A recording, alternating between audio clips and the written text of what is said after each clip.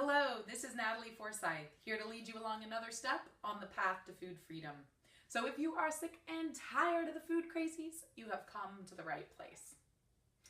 Have you ever had the experience where something happens and you have the thought of ice cream sandwiches, and then the next thing you know, you are just on the freight train to Binge Land before you know it, and you can't stop until you've picked up 3 at the store and eaten all of them?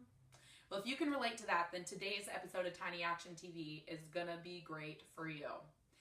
And what I want to talk about today is the distinction between that initial thought, that urge, and the subsequent action of getting the ice cream sandwiches and eating them.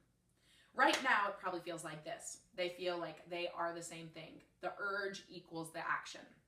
What I want to help you do is to pry those apart, where you acknowledge that the urge can be distinct from the action. And the way there is by creating one tiny pause between that initial thought and your act of going and fulfilling on that thought. What this would look like is that if you're on the freight train to Binge Land, that you just have the awareness of, I'm on the freight train. And then to take just one conscious breath and acknowledge you're on the train. Take that one pause.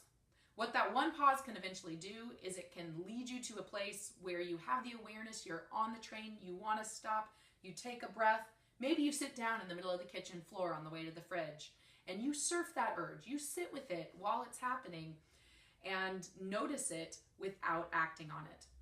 And then eventually what can happen is you can completely separate having an urge from having to act on it.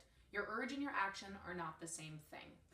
And you can separate the two, but in order to do it, the very first thing you have to do is to take one pause and have the awareness that you're on the train to Binge Land. As you take that pause, take that deep breath, and move on from there.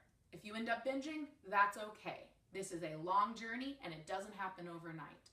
But the first time you take the pause can get you to the place where the next time you take a little bit longer until you ultimately can completely separate that urge from action and not binge at all.